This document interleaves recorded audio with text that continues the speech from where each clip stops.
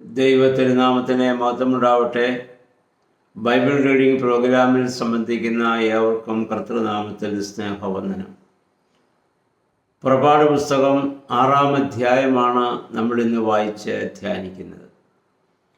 5-ാം അധ്യായത്തിൽ നമുക്കറിയാം, അഹ്റോനും മോശയും കൂടി ചെന്ന് ഇസ്രായേൽ ജനത്തെ ആരാധിക്കുന്നതിന് വേണ്ടി വിടണമെന്ന് ഫറവോനോട് ആവശ്യപ്പെടുകയും 3 ദിവസത്തെ യാത്ര ചെയ്ത് മരുഭൂമിയിൽ വെച്ച് ദൈവത്തെ ആരാധിക്കേണ്ടതുണ്ട് എന്ന് പറഞ്ഞപ്പോൾ, നിങ്ങൾ മടിയന്മാരായതുകൊണ്ടാണ് ദൈവത്തെ ആരാധിക്കണമെന്ന് പറയുന്നത് എന്ന് പറഞ്ഞ്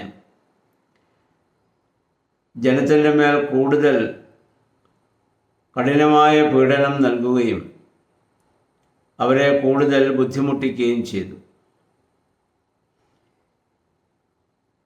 ഈ കാര്യം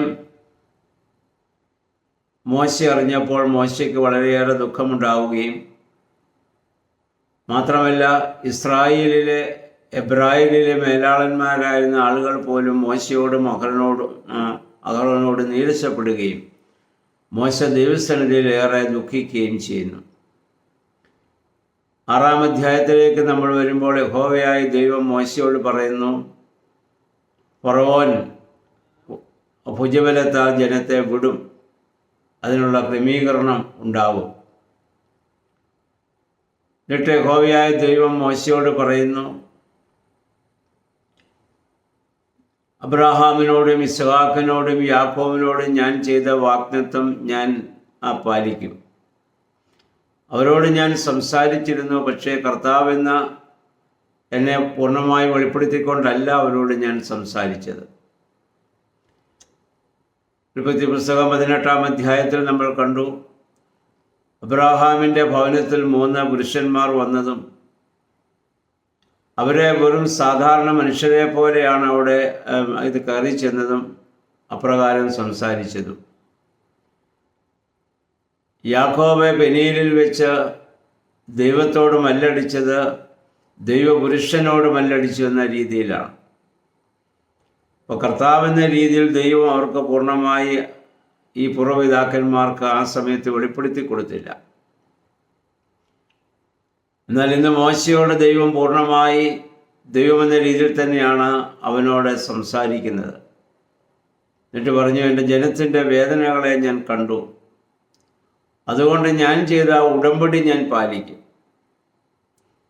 നമ്മൾ നേരത്തെ കണ്ടു, അബ്രഹാമിനോട് പറഞ്ഞു, നീ യാഗമർപ്പിക്കണം. മൃഗത്തെ അബ്രഹാം പുലർന്നു വെച്ച് സന്ധ്യ വരെ അതിനുവേണ്ടി കാത്തിരിക്കുകയും സന്ധ്യാസമയത്ത് യഹോവയായ ദൈവം അബ്രഹാമിനോട് അരുളിച്ചെയ്യുകയും ചെയ്തു, നിന്റെ ജനം 400 വർഷത്തോളം മിസ്രയീമിൽ അടിമത്തം വഹിക്കും. അതിനുശേഷം അവർ മടങ്ങി വരുമ്പോൾ ഈ വാഗ്ദത്ത ദേശം ഞാൻ അവർക്ക് നൽകും. ആ ഉടമ്പടി ഞാൻ പാലിക്കും, ഞാനത് നടത്തിയിരിക്കുമെന്ന് യഹോവയായ ദൈവം മോശയോട് ഇവിടെ പറയുകയാണ്.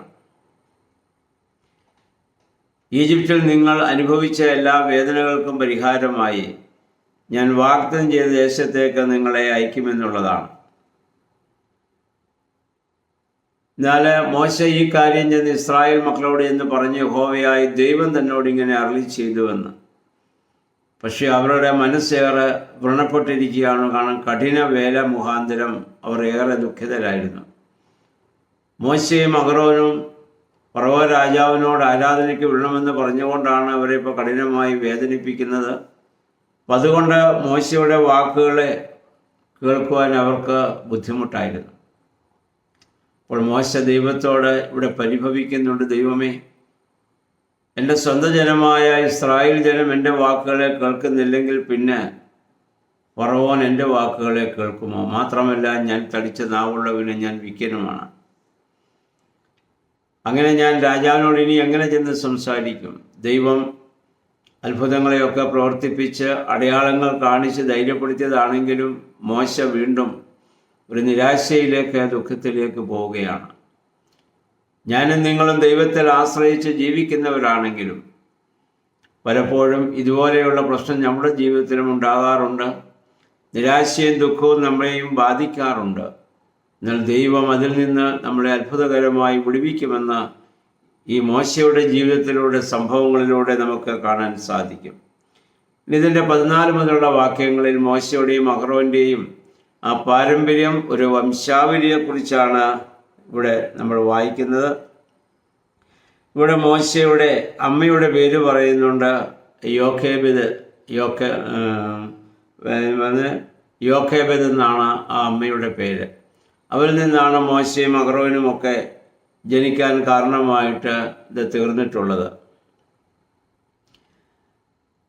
എന്നിട്ട് അതിൻ്റെ അവസാന ഭാഗം വരുമ്പോൾ യഹോവയായ ദൈവം മോശയോട് പറയുന്നു, ഞാൻ കർത്താവാണ്, ഞാൻ നിന്നോട് കൽപ്പിക്കുന്നതെല്ലാം ഈജിപ്തിലെ രാജാവായ ഫറവോയോട് നീ ചെന്ന് പറയുക. മോശ കർത്താവിനോട് പറഞ്ഞു, സംസാരിക്കാൻ കഴിവില്ലാത്തവനാണ് ഞാൻ, ഫറവോ എൻ്റെ വാക്കുകൾ ശ്രദ്ധിക്കുമോ? പക്ഷേ യഹോവയായ ദൈവം പറയുന്നത് കേട്ട് മോശ വീണ്ടും ഫറവോ രാജാവിൻ്റെ മുന്നിലേക്ക് പോകുന്നതാണ് അടുത്ത അധ്യായത്തിൽ നമ്മൾ കാണാൻ വേണ്ടി പോകുന്നത്. മോശ നേരിട്ട അതേ പ്രശ്നം നമ്മളും ദൈവവിളിക്ക് വിധേയമായി ഭൂമിയിൽ ജീവിക്കുമ്പോൾ ഇതുപോലെയുള്ള പ്രതികൂല സാഹചര്യങ്ങളെ നമുക്ക് നേരിടേണ്ടി വന്നേക്കാം. എന്നാൽ ദൈവം അവിടെ അത്ഭുതങ്ങളെ പ്രവർത്തിക്കുന്നവനാണെന്നുള്ള, ബലഹീനനിലൂടെ വലിയ ശക്തി പ്രവർത്തിക്കുന്നവനാണ് ദൈവമെന്നുള്ള ഉത്തമ ബോധ്യത്തോടെ ആ ദൈവത്തിന് നമ്മെ തന്നെ പൂർണ്ണമായി സമർപ്പിക്കുവാൻ ഈ വേദഭാഗങ്ങൾ നമ്മെ സഹായിക്കട്ടെ. എല്ലാവരും ഇന്ന് ഈ 6-ാം അധ്യായം വായിക്കുകയും ധ്യാനിക്കുകയും ചെയ്യുക.